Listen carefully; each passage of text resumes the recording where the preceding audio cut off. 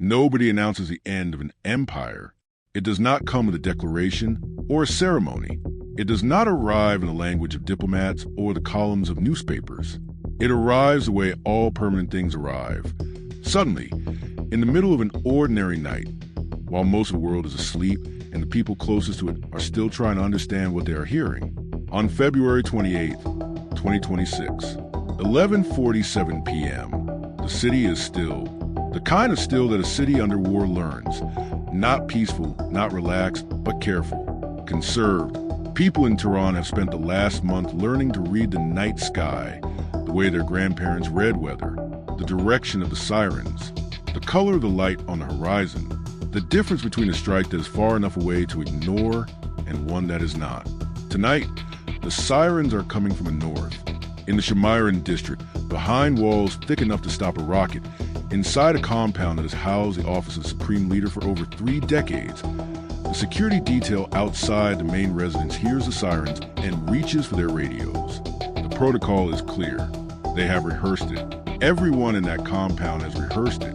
But protocols are written for time. And tonight, there's no time. At 11:52 p.m., Operation Epic Fury reaches the heart of Tehran.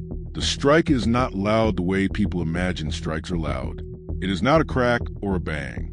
It is a pressure, a sudden, total shift in the air, as if the atmosphere itself has been punched. Windows across northern Tehran flex in their frames. Car alarms erupt in a chain reaction moving south. A child in a flat near Mojtaba Bridge opens his eyes in the dark and does not know why. 4 seconds later, the sound arrives. Low, absolute, final.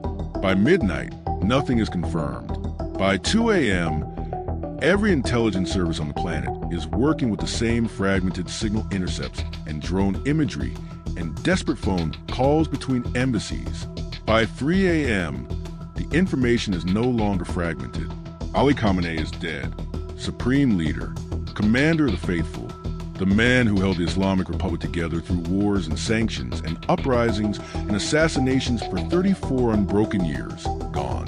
Not sick, not transitioning, not easing power to a successor in the careful, managed way that powerful men sometimes do when they feel time catching up with them. Gone, instantly, in the rubble of the compound that was supposed to be impenetrable. And in that instant, in the space between the last breath of one era and the first breath of whatever comes next, the most powerful military force in the Middle East picks up the phone. They do not call a cleric. They do not call a president. They do not wait for the constitutional process to begin, for the assembly of experts to gather, for the formal machinery of the Islamic Republic to turn. They call a number that very few people have. The phone rings in a location that does not appear on any official government directory. The man who answers it has not slept. His voice, when he speaks, is flat, the voice of someone who has already moved past shock into something colder and more purposeful. His name is Mojtaba Khamenei. He is 56 years old. He is the dead man's son. And the general on the other end of the line says 4 words that will reshape the Middle East. It has to be you. To understand why those 4 words land the way they do, why Mojtaba does not argue, why the general does not offer alternatives, why the most powerful soldiers in Iran reach for this particular name in the first hours of the worst crisis the Islamic Republic has ever faced, you have to understand what Mojtaba Khamenei actually is. Not who the state will say he is. Not the official biography that will be assembled in the days after his appointment. With its careful language about piety and sacrifice and revolutionary commitment, what he actually is. He is a shadow. Specifically, deliberately, architecturally a shadow. Born in 1969 in the holy city of Mashhad, Mojtaba grows up inside the revolution before the revolution wins. His father is not yet the supreme leader, not yet even close. He is a mid-level cleric with strong opinions and a growing circle of allies, a man who has been arrested twice by the Shah's secret police and released twice, each time quieter and more resolute than before. The family lives with the particular tension of people who believe the world is about to change and are not certain they will survive the change. In 1979, it changes. The Shah flees. Khomeini returns from exile in Paris, landing at Mehrabad Airport to a crowd of millions who have been waiting for exactly this moment. The Islamic Republic is born in weeks, chaotic, violent, ecstatic weeks that remake Iran from the ground up. And in the years that follow, Mojtaba's father rises to the new order until, in 1989, when Khomeini dies and the first supreme leader is gone, Ali Khamenei steps into the vacancy. The family moves to the center of everything. Mojtaba does not become a cleric. He does not put on the robes, does not enter the seminaries, does not build his power through religious authority the way the Islamic Republic's founding logic demands. Instead, at 18 years old, with the Iran-Iraq War grinding through its final brutal years, he enlists. He goes to the front. And this specific choice in this specific war is a decision that makes everything else possible. Because the men in the trenches of the Iran-Iraq War are not ordinary soldiers. They are the founding generation of the Islamic Revolutionary Guard Corps, the IRGC, the force that the Islamic Republic created to protect the revolution, not just from foreign armies, but from the internal enemies that every revolution eventually makes. These are men who believe with the completeness that only war can produce. Men who have seen people die for an idea and decided that the idea is worth it. Mojtaba Khamenei fights beside them. He eats with them. He endures the same artillery, the same chemical attacks, the same grinding weeks of advancing and retreating across the same contested ground. And when the war ends, the bonds he has built in those trenches do not dissolve. They harden into something that lasts decades. He comes home from the war knowing, by name, every man who will spend the next 30 years rising to the ranks of the most powerful armed force in Iran. And they know him, not as a supreme leader's son, as the man who is there.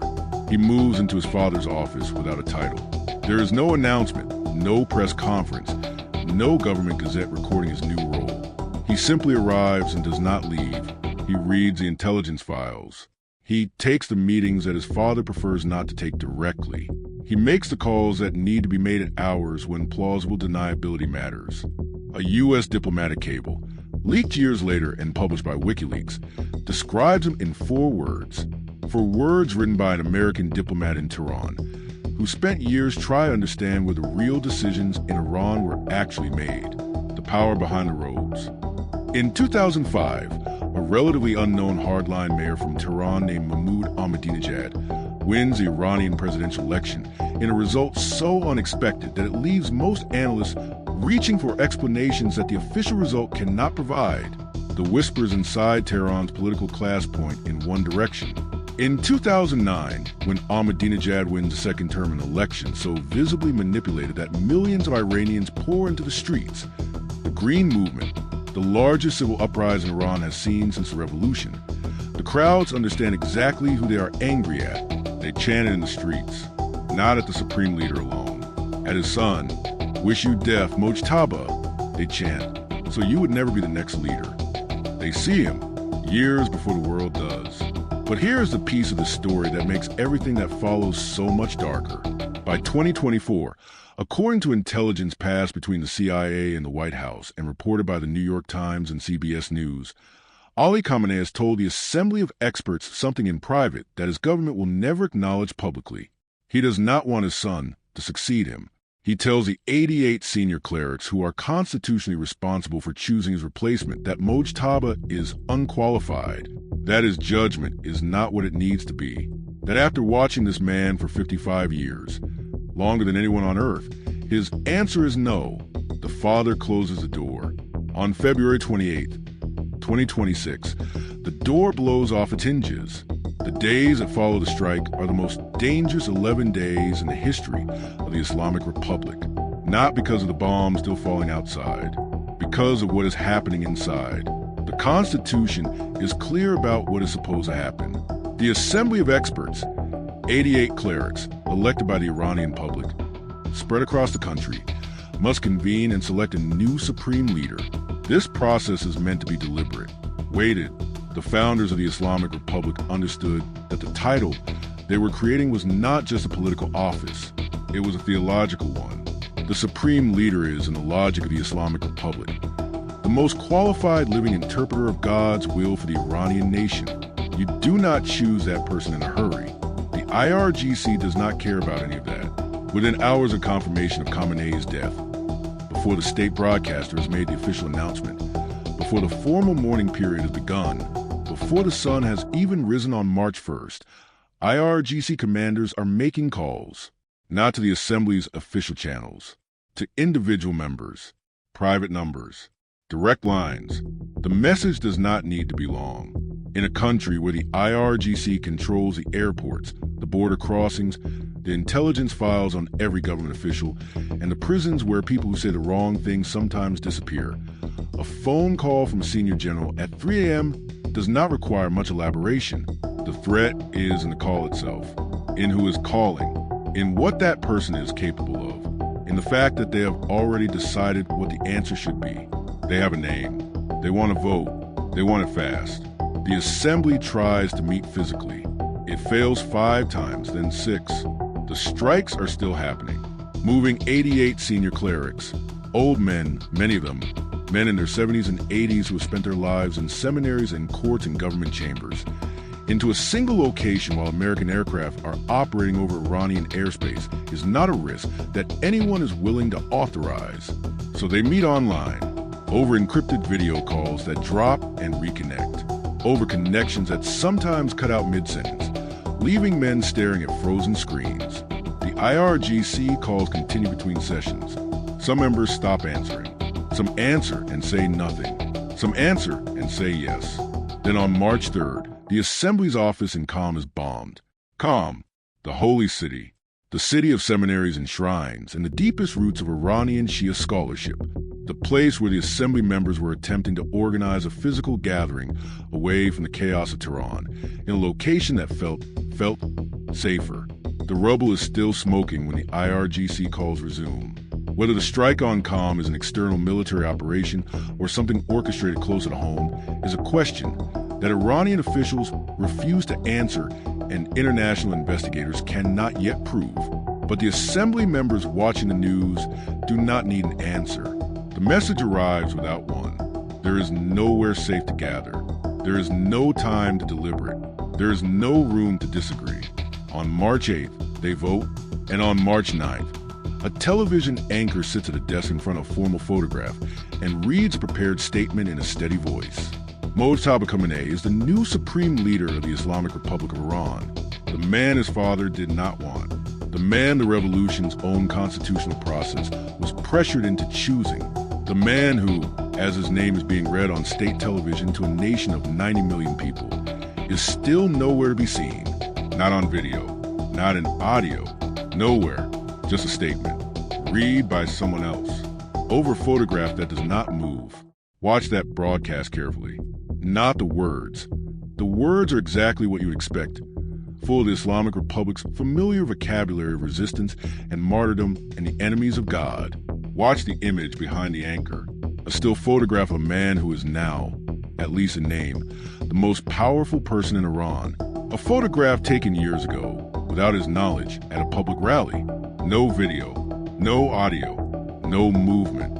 Since the moment his name was announced, Mojtaba Khamenei has not appeared on camera, has not delivered a live speech, has not given the Iranian people or the watching world any form of proof that he is present, functioning, and in command. Nearly 2 weeks into his leadership, the supreme leader of the Islamic Republic does not exist on screen. Donald Trump says it first, the way he says most things, directly and in public. Before the announcement, he tells Axios that Mojtaba is a lightweight and unacceptable to me. After the announcement, he tells ABC News that the new leader needs his approval or he's not going to last long. The U.S. government places a $10 million bounty on the sitting head of state of a nation of 90 million people. Israel's military declares him a military target. Senator Lindsey Graham says it is just a matter of time. He is declared a dead man before he has spoken a single word. The first is that he is wounded, that the strike which killed his father also reached him, that somewhere in a fortified medical facility, Mojtaba Khamenei is fighting for his life, and the IRGC is managing the country while the state keeps his condition a secret, because acknowledging a wounded supreme leader at this particular moment would be the single most dangerous signal Iran could send to governments that are already hunting him. The second explanation is quieter, and it is the one that the intelligence community in Washington and Tel Aviv is treating as increasingly likely. He is not wounded. He is managed, Think about what the IRGC actually needs from a supreme leader right now. They do not need a man with vision. They do not need a diplomat, a negotiator, a politician who can read a room and find the exit.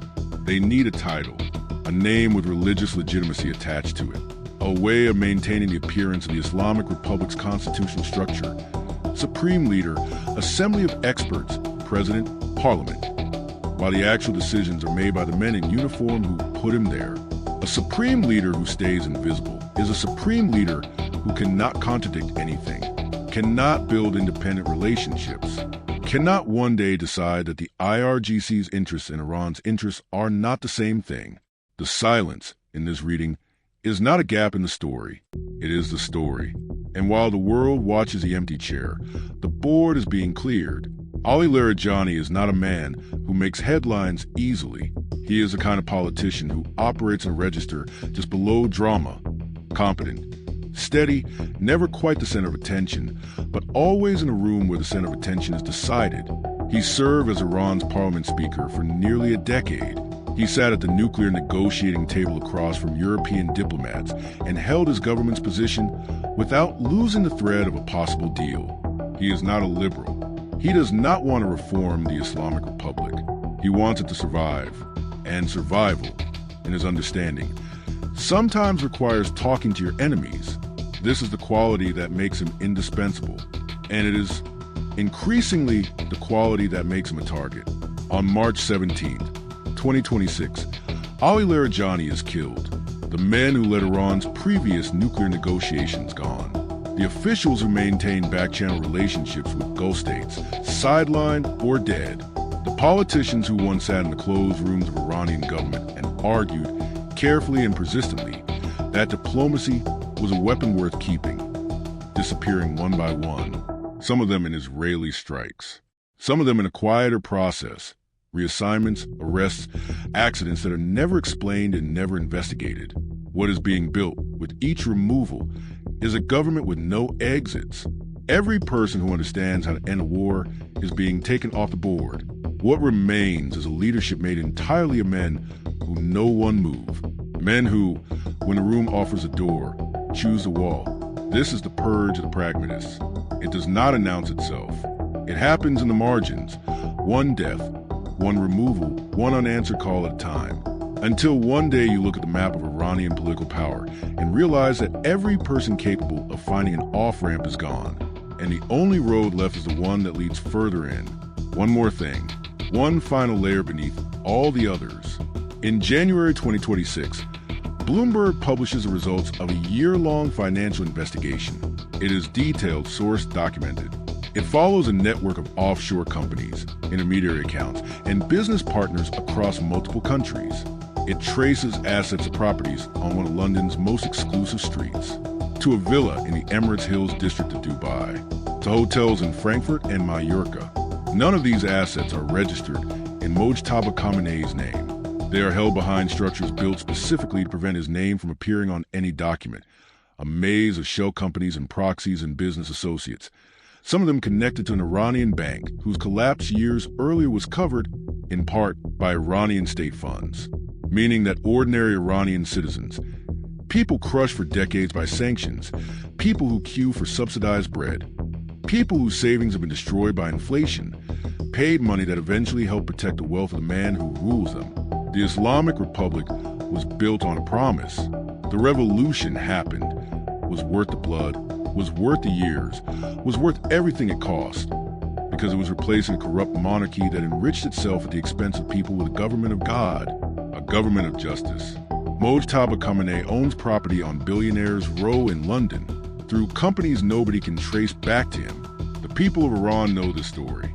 It travels through VPNs and satellite channels and low, careful conversations. It does not bring down governments by itself, but it burns, quietly, underneath everything else. A fire that has not yet found enough oxygen. So here's where we are, March 2026. The Strait of Hormuz is mined and closed. Oil is above $120 a barrel. Operation Epic Fury is in its second month. A $10 million bounty sits on the head of the man who is supposed to be governing Iran. The men who could have found a way out of this are dead or gone. And Mojtaba Khamenei, the son who was never supposed to inherit this, the shadow who was never supposed to step into the light, the man his own father said was not qualified, is somewhere in Tehran that only a handful of people can find, issuing written statements through television anchors, governing through a photograph that does not speak. His mother is dead. His father is dead. His wife is dead. His sister is dead. All of them taken in the same strike that handed him everything. Somewhere in Tehran, a billboard carries three faces in a line. Khomeini, Ali Khamenei, Mojtaba, three supreme leaders, presented as a dynasty, presented as continuity, presented as proof that the revolution is still whole and still standing. But dynasties are not proven by billboards. They are proven by what happens when the pressure is at its absolute maximum, and the man at the top has to make a decision that only he can make. They are proven by the voice that speaks when everything is on the line, and that voice has not come. The dynasty of the Ayatollahs did not die on February 28th in the fire and smoke of a targeted strike. That would have been a clean ending. The kind you can mark on a timeline. The kind that history knows how to process. This is not a clean ending. This is a slower kind. The kind where the thing is still standing but the inside has already been replaced. Where the name above the door is the same and the flag on the roof is the same and the broadcasts still carry the same slogans. But the people making the decisions have changed. Where a revolution built on the word of God has quietly become a military government that uses God's name as a uniform. The world is watching the map. I am watching the mandate. Our next deep dive. The $150 oil collapse, who benefits, who breaks, and which government are already quietly preparing for a world where the Strait of Hormuz never fully reopens. One question for the comments. Take your time with it. Is Mojtaba Khamenei a leader or a ghost? Like this if you believe that understanding power matters more than being comfortable with easy answers. Share it with someone who is still looking for the simple version of a story that does not have one. History is not just lived, it is understood. I am your guide through the ruins. This is the mandate of history. Until the next decree.